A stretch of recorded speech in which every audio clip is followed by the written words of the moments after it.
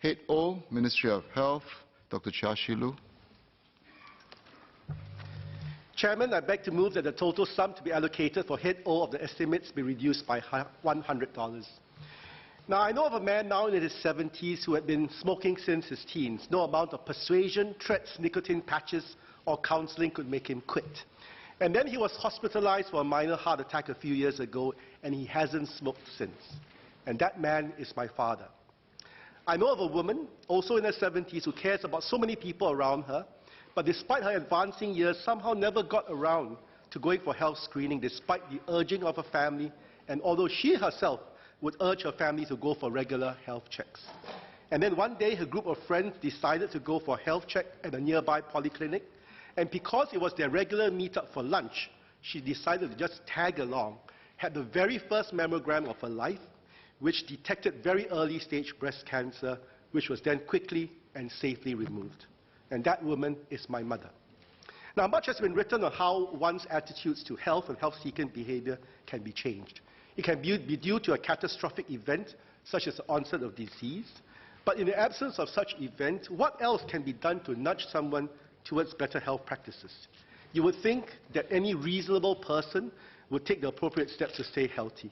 But we smoke, we drink more than we should, we eat too much, exercise not too much, and so on. We emphasize health education. We try to gamify healthy practices such as the 10,000-step challenge. We penalize poor choices with sin taxes. Against tobacco, we have cornered the industry at every turn short of an outright ban. But still, ill health in our society remains frustratingly, maddeningly sticky. Some years ago, I was proud to mention that Singapore was the healthiest country in the world. Disappointingly, this year we have dropped to 8th position from 4th position a year before. Now, in terms of healthcare, the system in Singapore remains affordable and accessible and of very high quality. But rightly, over the past few years, Singapore has shifted more and more resources towards health promotion and maintenance, rather than to costly medical services, part of the 3 key shifts espoused by the Ministry of Health. I believe that choosing and maintaining healthy lifestyle choices can only be achieved if there's a community and whole of society approach, a support structure that positively reinforces such behavior. Just like recidivism among ex-offenders can only be drastically reduced by strong family and community support, many studies show that if we encourage each other at every opportunity, then we will find it easy to live healthily. Hence, we have to be healthy together, as it is difficult to stay the course alone. We often go for health screenings on the encouragement of friends and loved ones, maintain our diets with the support of friends and family, and quit smoking when we want to do it for the betterment of both ourselves and our families. It is vitally important that the government supports this whole of society effort. I was very happy to learn of the new multi-agency task force that has been set up to drive health promotion. I understand that, and I quote, it will coordinate and synergize efforts across multiple public agencies to nudge Singaporeans towards adopting a healthy lifestyle, unquote. Can the ministry provide an update on the progress of this task force?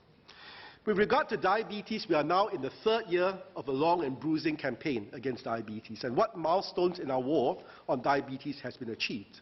Sugar is indeed the enemy, and from December last year till January this year, MOH sought views on 4 proposals: a total ban on pre-packed high-sugar drinks, single tiered tax on high-sugar drinks, mandatory front-of-pack labeling on sugar, nutrition content, and finally, perhaps even a ban on advertisements for high-sugar drinks on all platforms. Has a decision been reached following the public consultation on possible measures for pre-packaged sugar-sweetened beverages? And is the ministry still considering a tax on sugar? Singapore also hosted the inaugural Ministerial Conference on Diabetes in November of last year. The conference brought together more than 300 international and local delegates, including health ministers, senior government officials, academics, and thought leaders from 18 countries. What are the takeaways from the inaugural Ministerial Conference on Diabetes in November last year? Moving on to alcohol. Concerning alcohol intake, I would like to follow up on the recent PQ I filed concerning recommendations about alcohol consumption. Now, MOH's current recommended limit for regular alcohol consumption is 2 standard drinks a day for men and 1 standard drink a day for women. I think we should review this recommendation in view of the latest findings that there is in fact no safe level of alcohol consumption. A systematic analysis of scientific evidence that was published about alcohol in the Lancet in September last year concluded that alcohol use is a leading risk factor for disease burden worldwide, accounting for nearly 10% of global deaths among populations aged 15 to 49 years, very young, and poses dire ramifications for future population health in the absence of policy action today. The widely held view of the health benefits of alcohol needs revising, particularly as improved methods and analyses continue to show how much alcohol use contributes to global global death and disability. Our results show that the safest level of drinking is none. This level is in conflict with most health guidelines, which espouse health benefits associated with consuming up to 2 drinks a day, unquote. Regarding dementia, I note that there have been cuts filed on mental health, but I would like to ask about our national strategy to deal with dementia. With longer lifespans and an aging population comes an increase in the number of patients with dementia. I would like to ask, how can we prevent or delay the onset, increase diagnosis rates, and provide the necessary support and long-term care for patients with dementia? And what is the progress on the expansion of dementia-friendly communities? Let me now move on to obesity. How are we tackling obesity? In Singapore, the percentages of overweight men and women are expected to increase to 36.5% and 21.7% respectively by 2025, according to the World Obesity Federation. In 2017, MOH figures show that 36.2% of Singaporeans aged 18 to 69 and 13% of children in mainstream schools are overweight. So in addition to measures to curb sugar intake that I alluded to earlier, are there also efforts to reduce fat intake in our diet? And what about efforts to increase participation in regular exercise and sports? Finally, let me touch on health screenings and immunizations. The Screen for Life program, I believe, is a landmark initiative as early disease detection typically supersedes any medical treatment for established disease.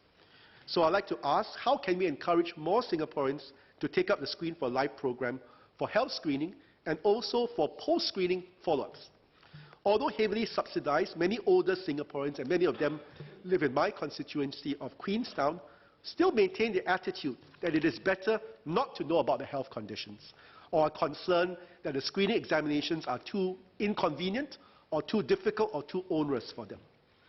Now, since November 2017, adult Singaporeans can now use their MediSave to pay for vaccinations, which the Ministry of Health is recommending depending on their age and health status.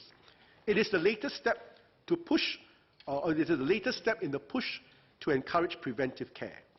The new National Adult Immunization Schedule, or NAIS, which lists who should be vaccinated and when, includes immunization for diseases such as the flu and hepatitis B.